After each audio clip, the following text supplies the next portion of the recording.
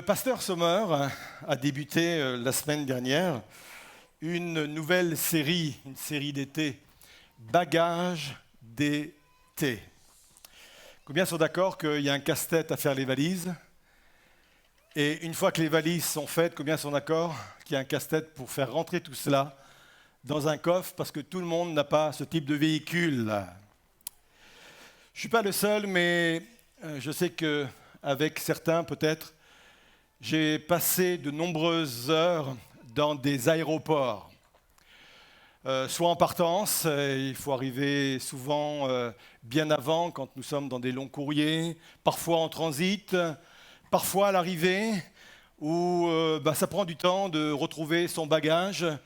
On est devant le tapis et puis ça tourne une fois, et ça tourne deux fois. Pourtant, on a repéré notre valise, on a mis tout ce qu'il faut pour la repérer. Nous, on a acheté des valises flashy, exprès. Et malgré cela, ça tourne. Et au bout de 10 tours, on se dit, c'est bon, elle est perdue, quoi. Donc, on passe beaucoup d'heures. Moi, personnellement, je passe beaucoup d'heures dans les aéroports. Et dans ces moments-là, j'aime regarder les gens. Pas pour les juger, pas pour les critiquer, mais j'essaye de m'imaginer quelle est leur vie. Et j'ai remarqué qu'il y a deux types de personnes. Il y a des personnes qui voyagent avec 2 ou 3 valises. Et on les reconnaît, généralement, ils ont des chariots pleins. Et faites attention à vos mollets, parce que généralement, ils ne savent pas conduire de caddie. C'est tellement haut, c'est tellement lourd qu'ils ont du mal à manœuvrer. Et gare aux chevilles qui traînent. Et là, je parle parce que c'est du vécu. Et puis, il y a une autre catégorie de personnes qui partent au bout du monde pendant 1 mois et ils ont juste un sac à dos à porter. Je ne sais de quelle planète ils viennent, mais ils ont l'art de voyager léger. C'est très agréable. Il m'est arrivé parfois de voyager aussi léger. C'est très agréable. Mais j'aimerais dire ce matin quand même qu'on n'a pas toujours le choix. Parfois, nous sommes obligés de voyager chargés. Surtout quand on a une famille nombreuse. Et là, il faut prévoir effectivement des bagages pour toute la famille. Parfois, c'est même un enfant en bas âge. Et combien sont d'accord pour dire qu'un enfant en bas âge, ça vaut une famille nombreuse ? Entre les biberons, l'échange, la poussette, et là, on est vite débordé. Donc, certaines personnes sont obligées de voyager chargés. D'autres ont des voyages professionnels. Ils doivent emmener l'ordinateur, ils doivent parfois des dossiers papier, des échantillons. Bref, on n'a pas toujours le choix. Il m'est même arrivé de croiser dans les aéroports des musiciens. Et je me souviens d'une personne, elle avait un violoncelle dans son coffre derrière le dos parce qu'effectivement, elle ne voulait pas confier son instrument précieux au bagage. Surtout quand on voit comment parfois ils déchargent les bagages. Je ne sais pas s'il y a des gens qui travaillent dans les aéroports et qui s'occupent des bagages. Prenez soin de nos bagages, s'il vous plaît. Bref, on n'est pas toujours, ou ce n'est pas toujours possible de voyager léger. La vie peut ressembler à un grand aéroport où on se dirige chacun vers sa porte d'embarcation, vers sa destination, pour ne pas dire vers sa destinée. Et là, on se croise dans ce hall plus ou moins chargé, plus ou moins fatigué. Moi, je pense que c'est dans les aéroports que j'ai vu le plus grand nombre de zombies. Des gens qui sont en décalage horaire, des gens qui viennent de passer 10 ou 15 heures dans l'avion, qui attendent un autre avion. Vous avez remarqué, on voit des gens un peu fatigués. Et j'ai l'impression que la vie peut ressembler à cela. Un grand hall de gare, un grand hall d'aéroport où chacun va vers sa destination plus ou moins chargée. J'aimerais démontrer ce matin que la charge n'est pas toujours un problème. Parce que justement, nous n'avons pas toujours le choix. Avec ce titre qui va apparaître devant vous, « Quand mes responsabilités ne deviennent plus un fardeau ». Et je vais développer ce sujet avec 4 points. Le premier point est le suivant, Le vrai repos n'est pas l'absence de charge. Je pense qu'il est légitime, il est naturel d'aspirer à une vie plus reposante, d'aspirer à une vie plus tranquille, une vie plus légère. Et on imagine que cela sera possible le jour où nous n'aurons plus de responsabilités, plus de problèmes, plus de décisions importantes à prendre, plus de pression. J'ai un petit secret à vous donner en forme d'encouragement. Ce jour n'arrivera jamais. Ça vous encourage ? J'ai un amen. Je le prends. Pourquoi ? Parce que la vie adulte consiste à porter des responsabilités. Et c'est bien de protéger nos enfants, mais je pense qu'il y a un danger à les maintenir dans du coton. Je pense qu'il faut les habituer à un moment donné, parce que c'est la vie d'adulte. Nous devons les habituer à porter aussi des responsabilités. Dans cet auditoire, nous portons tous quelque chose. Vous avez des personnes qui portent une famille. Vous avez des personnes également qui portent peut-être des parents âgés. Il y a des personnes qui portent un membre de sa famille malade. Il y a des personnes qui portent une entreprise. Il y a des personnes qui portent une responsabilité professionnelle. Il y a des personnes qui portent des décisions importantes qu'elles doivent prendre régulièrement. Donc la question n'est pas comment ne plus rien porter, mais comment porter sans être écrasé. Comment porter sans être épuisé? Et là, il y a un texte biblique qui va apparaître devant vous. C'est un texte magnifique. Le Seigneur Jésus lui-même va dire ces paroles. Il va dire ceci: « Venez à moi, vous tous qui êtes fatigués de porter un lourd fardeau, et je vous donnerai le repos. Prenez sur vous mon joug et laissez-moi vous instruire, car je suis doux et humble de cœur, et vous trouverez le repos pour vous-même. Le joug que je vous invite à prendre est facile à porter, et le fardeau que je vous propose est léger. » Combien sont d'accord pour dire que c'est un merveilleux verset? C'est encourageant, c'est pertinent. Et en même temps, dans ce verset, il y a tout un paradoxe. Le paradoxe est le suivant. Oui, Jésus promet le repos. Et en même temps, il nous invite à revêtir un joug.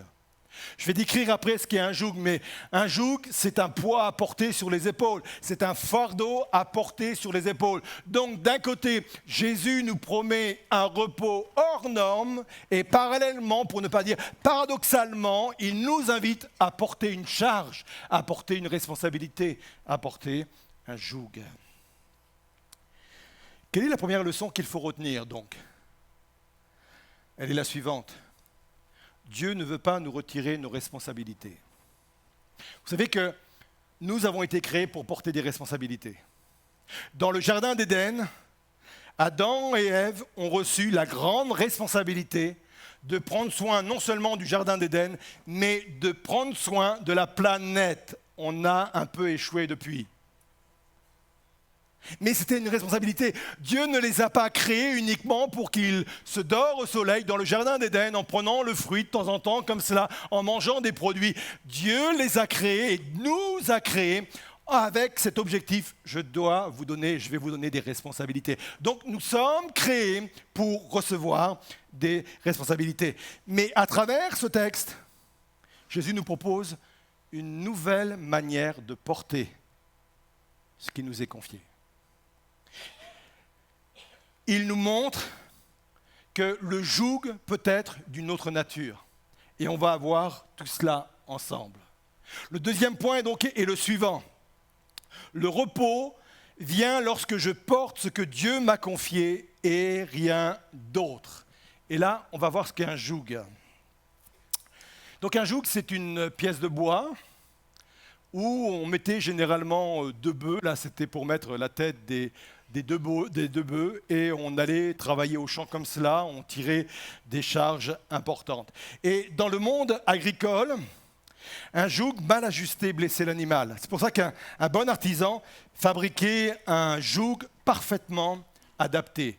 Généralement, quand on faisait pour la première fois ce type d'outil, ce type de joug, l'artisan attendait les bœufs qui rentraient le soir de leur journée de travail et analysait les épaules de l'animal pour voir si le joug n'avait pas blessé pendant la journée l'animal à des endroits du corps. Et s'il voyait qu'il y avait des frottements qui pouvaient chauffer, qui pouvaient blesser, alors il retravaillait le joug parce qu'il fallait vraiment que le joug soit bien ajusté, soit sur mesure, fait exactement pour l'animal.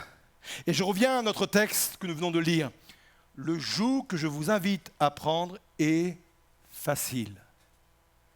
Le mot en grec, c'est le mot Christos qui signifie bien ajusté, bien adapté, bien approprié. La charge que Dieu veut mettre sur nos vies correspond exactement à qui je suis. Nous n'aurons pas les mêmes charges à porter, nous n'aurons pas les mêmes responsabilités, nous ne pouvons pas porter les mêmes charges, nous ne sommes pas faits, notre personnalité, notre mentalité, même peut-être physiquement ou mentalement, nous ne sommes pas faits pour porter les mêmes charges, mais il y a une chose qui est sûre, Dieu veut que nous ayons une charge adaptée, un joug adapté à qui je suis réellement et à la façon dont je peux porter. Jésus ne promet pas une vie facile, il promet un joug qui correspond à ce pourquoi nous avons été créés. La Bible dit que nous avons été créés pour des bonnes œuvres, afin que nous les pratiquions. Et les bonnes œuvres, comme je le disais il y a 15 jours, ce n'est pas simplement faire traverser une mamie, faire traverser la route ou donner du pain à quelqu'un qui a faim. Les bonnes œuvres, ce sont les œuvres que Dieu a préparées pour moi. Cette œuvre-là peut être mon appel, peut être mon métier, peut être je ne sais quoi, mes compétences, mes talents. Dieu nous a créés pour des compétences, il nous a créés pour un travail et je veux vraiment rentrer dans ce travail. C'est ça, un joug ajusté. Regardez cette parole. Le repos n'est pas une vie sans responsabilité. C'est un cœur qui ne porte pas plus que Dieu ne lui demande de porter. Et ça fait penser à cette déclaration éclairante de David qui va dire ceci dans le psaume 131, verset 1er. Je n'ai ni un cœur qui s'enfle, ni des regards hautains. Je ne m'occupe pas de choses trop grandes et trop élevées pour moi. Et ne pensez pas que c'est un plaidoyer contre l'ambition. Il n'y a pas de problème, bibliquement, d'avoir de l'ambition. Il faut se rappeler tout de même que David était roi. Donc, en termes d'ambition, en termes de responsabilité, il en avait. Mais il était convaincu qu'en étant roi, il était pleinement dans la volonté de Dieu. Et le fait qu'il soit dans la volonté de Dieu lui permettait vraiment d'accomplir parfaitement la tâche pour laquelle il était appelé. J'aimerais vous dire qu'il n'y a pas d'endroit plus serein que d'être au centre de la volonté de Dieu. Il n'y a pas d'endroit plus reposant, même si tu as de grandes responsabilités, même si ta tâche est lourde. Il n'y a pas d'endroit plus reposant que de se retrouver au centre même de la volonté de Dieu. C'est l'œil du cyclone. Vous êtes au milieu, autour c'est agité, autour tout vole, ça fait du bruit, ça fait peur, les toitures s'arrachent, les arbres également tombent. Mais là, vous êtes au cœur du cyclone, il ne se passe rien. Vous êtes en paix parce que vous êtes dans la volonté de Dieu. N'aie pas peur du bruit qui est autour de toi et qui tourne. Tes responsabilités t'emmènent peut-être, ta charge t'emmène peut-être à entendre beaucoup de bruit, à voir des choses qui sont impressionnantes. Si tu es au cœur même de la volonté de Dieu, tu ne crains rien. Si tu es au cœur même de la volonté de Dieu, ta charge, tu pourras la porter. Donc c'est important de rester à cet endroit. Premier point, donc, le vrai repos n'est pas l'absence de charge. Deuxième point, le repos vient lorsque je porte ce que Dieu m'a confié et rien d'autre. Le troisième point est le suivant, le repos vient lorsque nous voyons au-delà du poids. Je prends une illustration. Imaginons deux personnes qui portent un poids identique. Allez, on va dire 20 kilos. L'une porte des haltères. Vous voyez ce que c'est des haltères? Peut-être qu'il y a des personnes, ça fait longtemps qu'ils ont vu des haltères. Hein, peut-être moi le premier. Et l'autre personne porte son enfant. Le poids est identique, mais ils ne vont pas vivre la même expérience. Ils n'auront pas le même ressenti. Pour une raison toute simple, nous ne portons jamais seulement un poids. Nous portons aussi ce que représente ce poids et pourquoi nous le portons. C'est la raison pour laquelle l'effort, quand on comprend pourquoi on fait l'effort donne la force. La raison de l'effort donne l'envie. C'est extrêmement important de comprendre cela. Et je vais prendre un exemple très simple. Dans la parole de Dieu, il y a un homme qui s'appelle Jacob. Et Jacob, un jour, est tombé amoureux d'une magnifique fille qui s'appelait Rachel. Il était tellement amoureux de cette fille-là qu'il est allé voir son futur beau-père et il a dit à son futur beau-père, « Écoute, beau papa, je ne sais pas s'il l'appelait comme ça, je travaille 7 ans à ton service gratos et au bout de ces 7 années, tu me donnes la main de ta fille. » Le futur beau-père était un roublard.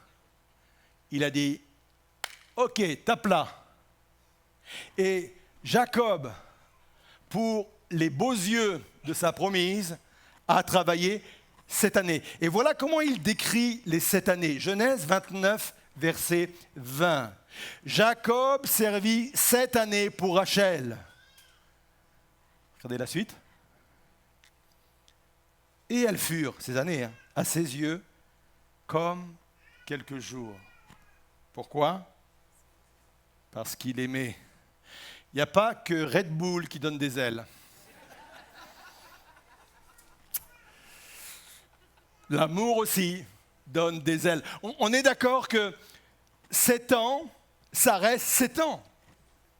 On est d'accord que le travail est le même, que la fatigue est la même, mais l'amour est capable, quand les choses sont faites avec le cœur, avec l'envie, change tout. D'autant que le beau-père, c'était un roublard, je vous l'ai dit. Et quand il est arrivé au bout des 7 ans, il a dit, maintenant je veux épouser ta fille, Rachel. Et le beau-père a dit, non, pas Rachel. Rachel, c'est la seconde. Et nous, on a une coutume, c'est qu'il faut marier l'aîné avant. Donc tu maries l'aîné, tu me fais 7 ans encore, et au bout de 14 ans, tu auras Rachel. Roublard. Vous savez quoi ? Il a re-signé pour 7 ans. Il fallait vraiment qu'il l'aime, quoi. Comme quoi, quand le cœur est là, quand l'envie est là, c'est la raison pour laquelle que Dieu ne donne pas seulement des responsabilités. Avec les responsabilités, il donne aussi une vocation. Une vocation, c'est un appel, et un appel qui nécessite une réponse, un oui qui vient du cœur. Ton métier peut être la vocation, l'appel que Dieu a mis spirituellement sur ta vie peut être une vocation. Bref, quand une vocation résonne à nos cœurs et à nos vies, qu'on y répond comme cela, avec enthousiasme, ça change tout. Vous êtes là ? Peut-être que des personnes ce matin ont besoin de regarder au-delà de la charge qu'ils portent. Lorsque je ne vois plus que les kilos à porter, tout devient pénible. Même si à la base ça partait d'un bon sentiment, même si à la base j'étais motivé, même si à la base j'étais vraiment pris avec les tripes, avec le cœur, mais au bout du bout, lorsque je ne vois plus que les kilos à porter, tout devient pénible. Et là, je vais m'adresser à plusieurs personnes et plusieurs cas, plusieurs situations, y compris à vous, chers internautes, qui êtes face à vos écrans. Il y a peut-être des personnes dans ce lieu qui se sont perdues dans leur rôle de conjoint. Le mariage est peut-être devenu une charge. Ces personnes aiment encore leur mari ou leur femme, mais elles ne savent plus comment se parler, comment s'écouter, comment se rejoindre ou construire la confiance. Dieu veut redonner du sens à ton couple. Il y a peut-être des personnes dans ce lieu qui se sont perdues dans leur rôle de parents. Ils aiment profondément leurs enfants, ils ont tout donné pour eux, mais ils portent désormais leurs inquiétudes, leurs choix de vie, leurs blessures, leur avenir, comme si que tout reposait sur eux. Et ça devient lourd, et ça devient une charge, ça devient fatigant, ça devient épuisant. Il y a peut-être des personnes qui sont perdues dans leur travail.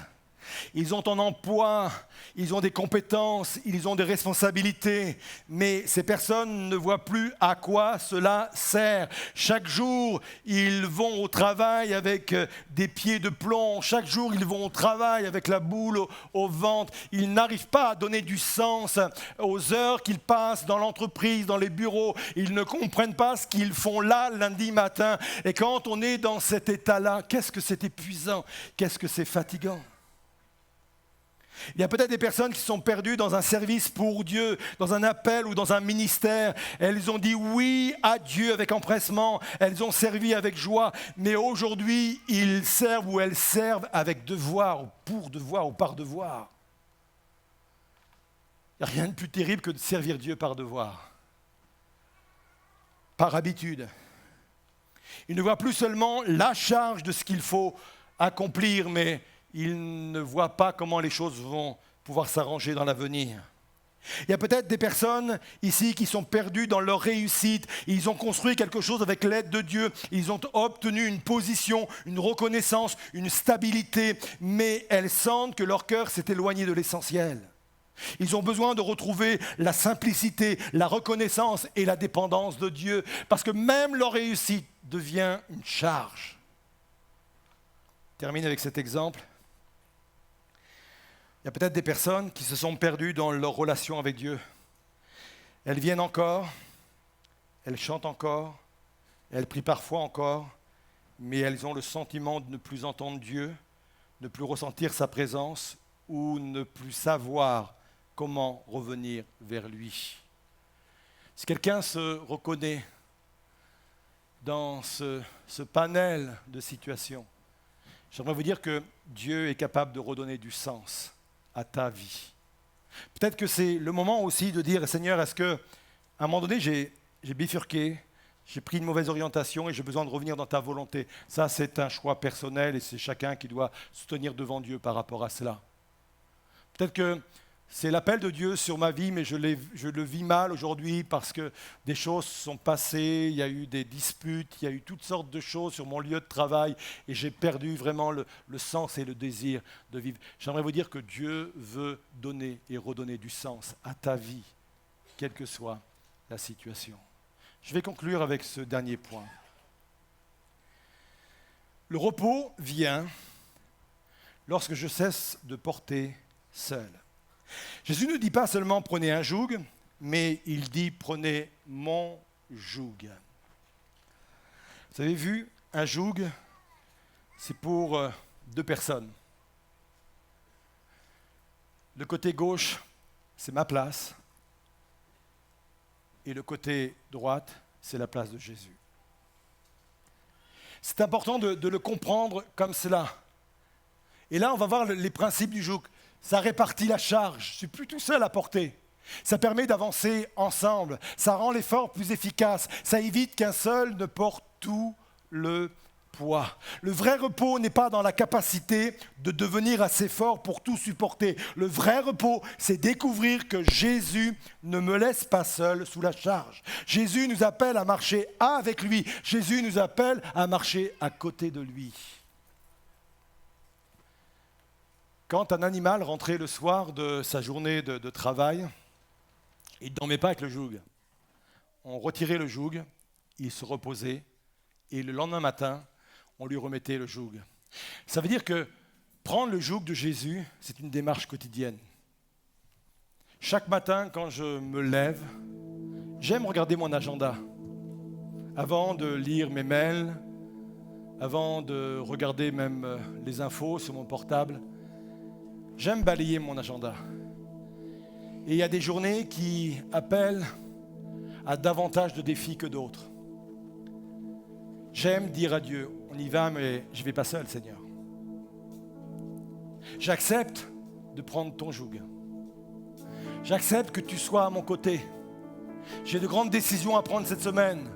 J'ai des rencontres importantes cette semaine. J'ai des rendez-vous importants cette semaine. J'ai des réflexions importantes. J'ai des écrits importants à faire, à imaginer. Seigneur, je prends le joug, mais tu es à mes côtés. Je me rends à ce rendez-vous avec toi. Je vais travailler à cette réflexion avec toi. Je peux vous dire que ça change tout. La charge reste la charge, mais je la porte différemment.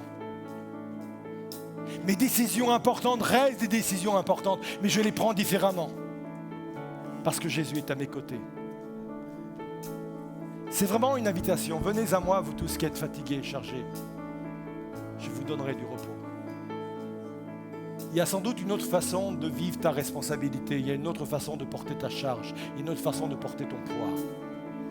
Alors je voudrais vous inviter à vous lever à votre place. J'aimerais vous inviter à rester comme cela quelques instants dans la présence de Dieu et à vivre un moment d'introspection. Je ne connais pas ta responsabilité, je ne connais pas ta charge, je ne connais pas les décisions importantes que tu as à prendre. Je ne sais pas si tu portes une famille qui est difficile à porter. Je ne sais pas si tu portes des parents âgés. Je ne sais pas si tu portes un métier ou tu portes des responsabilités qui te dépassent. J'aimerais vous dire qu'il y a une autre façon, une autre manière de porter. Et s'il y a des personnes ce matin dans ce lieu qui sont fatiguées par la charge, fatiguées de porter, épuisées même de porter, j'aimerais vous dire que Dieu ce matin non seulement veut renouveler vos forces, mais il veut donner du sens à tes engagements, donner du sens à ta vie, donner du sens à ton métier, donner du sens à tes engagements, quels qu'ils soient ou quels qu'ils soient. Alors je voudrais vous appeler à faire une démarche personnelle, une démarche de foi. Si quelqu'un accepte ce matin le joug que le Seigneur lui propose, j'aimerais vous inviter à sortir de vos rangs, à descendre du balcon et à venir sur le devant. Et chers internautes, vous qui êtes face à vos écrans, là où vous êtes, si vous avez la liberté d'être seul et de vous lever, levez-vous à votre place. Mais laissez le Seigneur venir vous soulager de votre poids pour y mettre son joug, qui est un joug adapté, un joug léger. On va chanter ce chant et je viendrai prier avec vous après. Mais pendant ce temps, pendant ce chant, n'hésitez pas à venir, on va prier ensemble.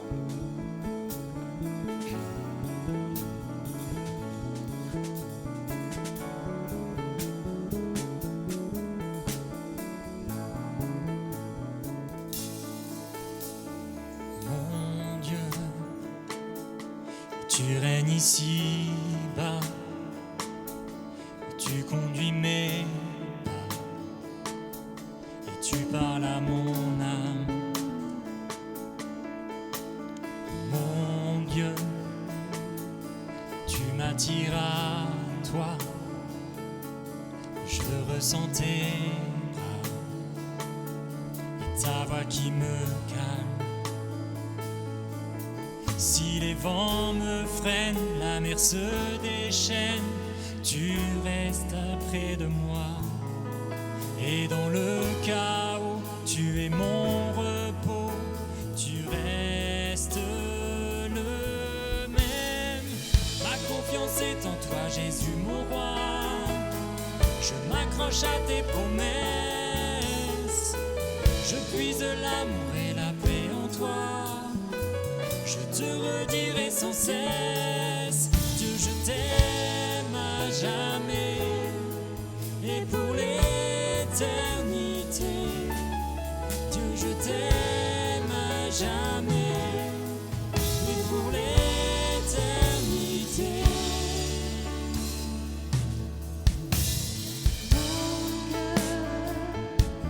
Chante tes merveilles, sois l'ami fidèle, tu es mon sauveur.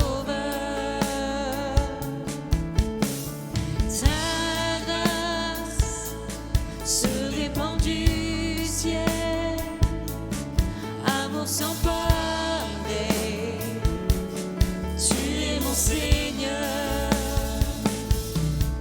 Dans l'obscurité, tu viens me guider, tu marches avec moi. Dans l'adversité, je peux résister, tu restes le même. Ma confiance est en toi, Jésus mon roi. Je m'accroche à tes promesses.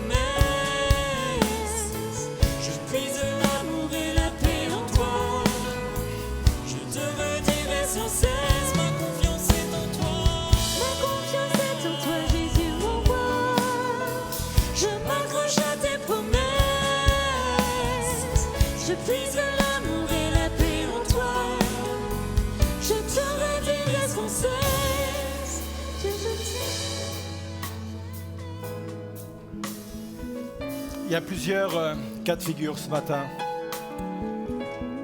Il y a des personnes qui sont approchées parce qu'ils ont réalisé au fond d'eux-mêmes que les choix qu'ils avaient pu faire n'étaient pas forcément les choix qui étaient validés par Dieu. Et en dehors de la volonté de Dieu, on est complètement épuisé. En dehors de la volonté de Dieu, on se fatigue inutilement. Et le défi pour ces personnes ce matin, c'est de se recentrer, de revenir au cœur même de la volonté de Dieu. Et Dieu va vous y aider. Dieu va vous y aider à vous recentrer et à revenir au cœur même de la volonté de Dieu. Il y a d'autres personnes sur le devant qui sont à bout de force, fatiguées de porter, épuisées de porter une charge, quelle qu'elle soit. Et ce matin, à l'écoute de la parole, ils ont réalisé qu'il y avait une autre manière de porter. Et je vous invite à déposer ce fardeau devant Dieu à ses pieds, symboliquement, de le déposer. Cette charge n'est pas à porter tout seul ou toute seule. Ce fardeau n'est pas à porter. Cette responsabilité qui est la tienne, qui est réellement la tienne, n'est pas à porter seule. Et je vous invite symboliquement à vous revêtir de ce joug, celui du Seigneur Jésus. Avec cette idée, on va le refaire, mais on va le refaire ensemble. Je vais porter à nouveau ma famille, je vais porter à nouveau mon couple, je vais porter à nouveau mon entreprise, je vais porter à nouveau mes responsabilités professionnelles, je vais porter à nouveau mes décisions à prendre, mais je ne le fais plus seul. Je le fais avec toi à mes côtés, je le fais en te priant, je le fais en te demandant conseil, je le fais vraiment en m'appuyant sur tes promesses. Ça va tout changer. Alors Seigneur Jésus, viens bénir, viens renouveler ceux et celles qui sont fatigués, viens redonner de l'espérance, de l'espoir à ceux qui n'en ont plus, Seigneur, ici comme ceux et celles qui sont face à leurs écrans, Seigneur. Tu donnes, Seigneur, à chacun cette révélation que tu veux être à leur côté pour porter la responsabilité que tu leur as peut-être confiée, mais qu'ils ont mal portée jusqu'à présent. Tu ranimes le cœur. Ça s'appelle le courage. Tu ranimes le cœur, tu ranimes la vision, tu ranimes la mission, tu ranimes la vocation, Seigneur. Tu ranimes cela. Il faut que l'élan vienne du cœur maintenant et que chacun reparte chez eux, dans leur maison et demain vers leurs responsabilités avec un cœur léger, avec une autre façon d'envisager l'avenir, d'envisager la vie, d'envisager la responsabilité. Ils sont bénis en ton nom, Seigneur. Je les bénis en ton nom. Et on le proclame, on le proclame. Mes promesses sont en toi, Seigneur. Confiance est en toi, Confiance est en toi, Jésus mon roi. Je m'accroche à tes promesses. Je puise l'amour et la paix en toi. Je te redirai sans cesse que ma confiance est en toi. Ma confiance est en toi, Jésus mon roi. Je m'accroche à tes promesses. Je puise l'amour et la paix en toi. Je redirai sans cesse, Dieu, je t'aime à jamais et pour l'éternité. Dieu, je t'aime à jamais et pour l'éternité. Dieu, je t'aime à jamais et pour l'éternité. On va reprendre ce chant et vous allez repartir à vos places, mais pas n'importe comment. Dans la Bible, il est question du premier amour que nous avons abandonné ou nous avons perdu, peu importe. Le premier amour, c'est aussi le premier amour à l'égard de Dieu. Mais c'est peut-être le premier amour que Dieu vous a donné par rapport à l'appel qu'il avait déposé sur votre vie.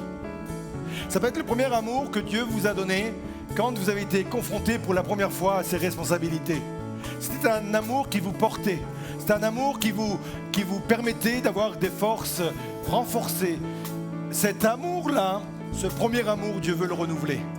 Il veut renouveler votre cœur, il veut renouveler vraiment votre façon de voir ce que Dieu vous a confié. Alors on va repartir à nos places et on le fait en ayant conscience que Dieu est en train de renouveler des choses en moi pendant ce temps-là. Et on reprend ensemble ce chant. Seigneur Jésus, notre confiance est en toi, Seigneur Jésus. Ma confiance est en toi. Ma confiance est en toi, Jésus, mon roi. Je m'accroche à tes promesses. Je puise l'amour et la paix en toi. Je te redirai sans cesse ma confiance. Ma confiance est en toi, Jésus, mon roi. Je m'accroche à tes promesses. Je puise l'amour et la paix en toi. Je te redirai sans cesse ma confiance est en toi, Jésus, mon roi. Je m'accroche à tes promesses, je puise l'amour et la paix en toi. Je te redirai sans cesse, Dieu je t'aime à jamais et pour l'éternité. Dieu je t'aime à jamais et pour l'éternité. Amen. On peut acclamer.